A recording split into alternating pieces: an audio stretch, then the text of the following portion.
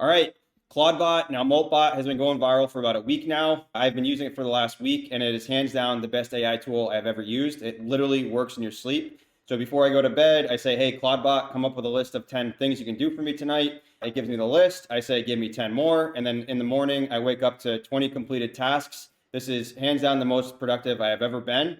This takes ChatGPT, Claude, even Claude Code, whatever AI you're using, and it really takes it into an entirely different universe.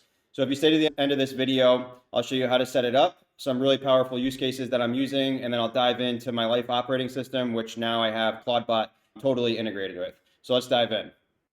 Okay, so what is Clawdbot? It is now renamed Moltbot. Anthropic didn't like the name, came too close to Claude, so that got changed almost immediately after this started going viral.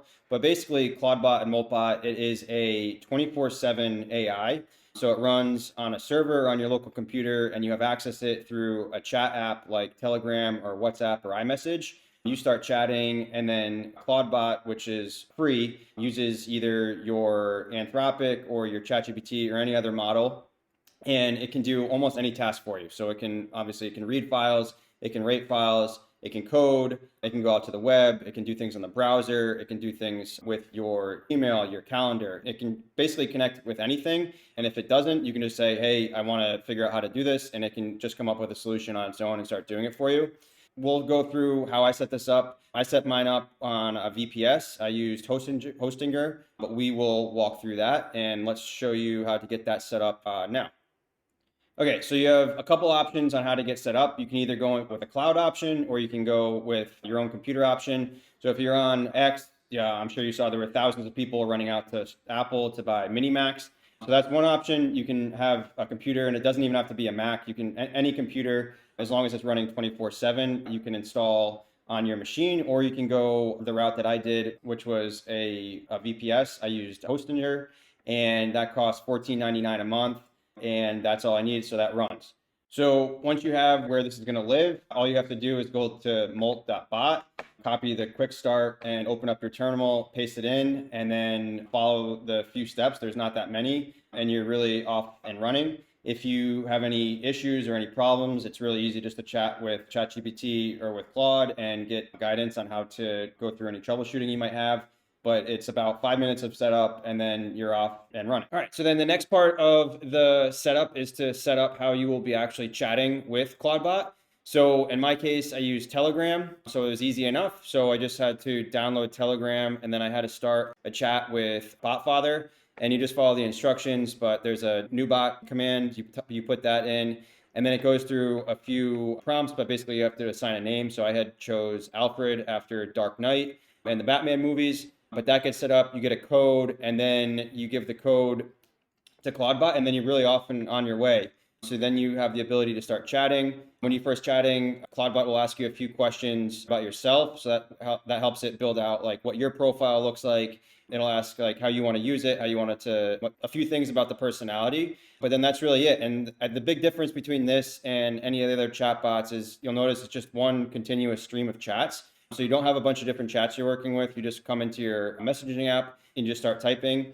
And then you get to make the most out of the context window and the memory that Clawdbot offers. So that's a huge differentiator. So then you can see when you're going through that first setup phase and they're asking you questions, you can see how the personalities for you and for Clawdbot are kind of being built out. So it's really simple. There's just 3 markdown files that we can flip through really quick just so you can get an idea. All right, so there's an agents markdown, there's a SOUL markdown, and there's a user markdown.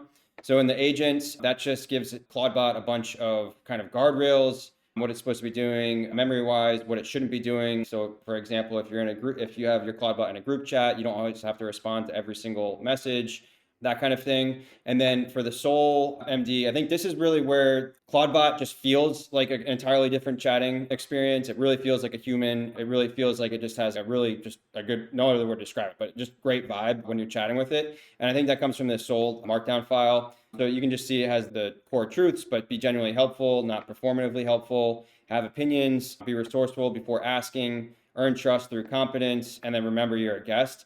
So I think this is really where the personality really shines. And then it builds out a user markdown file. So this is where it's building information about yourself. So for me, I have a life operating system. So it picked up on that and it pulled the 3 worlds from that. So my personal, my work, and the AI world. my schedule. So you can build this out as much as you want, but at the end of the day, it's really simple. There's 3 markdown files. That's really driving the personality and how the chatbot is actually working. Okay, so enough of the background, and let's get actually into the use cases. So I think one of the coolest things to do with Clawdbot is to create reoccurring jobs or reoccurring tasks. So I have, to start my day, I get a report basically of a daily plan sent to me via Telegram every morning at 7 a.m. And so you can just see here, but obviously I have the weather. It's pulling from my Google Calendar to look at what's on my schedule. It has a main win, today's focus, and then just a little bit at the end, an overview. So I think this is amazing. So it's pulling from a lot of different sources and consolidating a lot of different things that I have in my life into one quick plan that I can look at. So I absolutely love that one. And then at 11 a.m. every day, I get an X briefing sent to me. Clawdbot, you can set up a bunch of different connectors, but one of the ones that I set up was Bird. So that allows me to go and pull information from X. So I have it pull a bunch of different vibe coding creators and see what's going on in that space, which is aligned with what I'm doing with this YouTube channel. But then it also looks at things that I'm doing more on the enterprise side with my full-time job. And so this has been really helpful for me. So that way I'm just not like doom scrolling. It's easy for me just to look at this and get an idea of what's going on throughout the day on X. And if there's a big trend that I should be focused on for me to research later, or maybe it's an idea for a video or something big's going on. I really like this one. All right. And then one of my favorite things to do with it is to make sure that it's working before I go to bed. So I should probably set up a recurring job to do something like this automatically. But before I go to bed, I just say, give me a list of 10 productive things that you can do tonight while I sleep. So it'll go through, and because it has a great memory and has a good understanding of what you're working on in your life across whatever area of your life, it comes up with 10 things that are very in line with what would actually help you. So I get that 10 things. And then the best part about this is, okay, that's great, do 10 more. So I came up with a list of 10 more things that it could do, and I said 10 more. So that night I went to bed and it had 30 things that it was working on, and I woke up and all 30 were done, reviewed them, could give feedback or just put them right to production. So this is amazing. It gets you that idea of that this thing is literally working for you 24/7 while you sleep, which is unbelievable. Okay, so one of the challenges with Clawdbot is when you're interacting it through a messaging app, all you really see is the text that's going back and forth. So if it's creating files for you and it's building big to-do lists, it's hard to see that visually. I had it build out a command center for me so I could bring a lot of this stuff to light. So it's a lot of what we were just looking at that I received by text, but this is a way for me to look at it all in one place.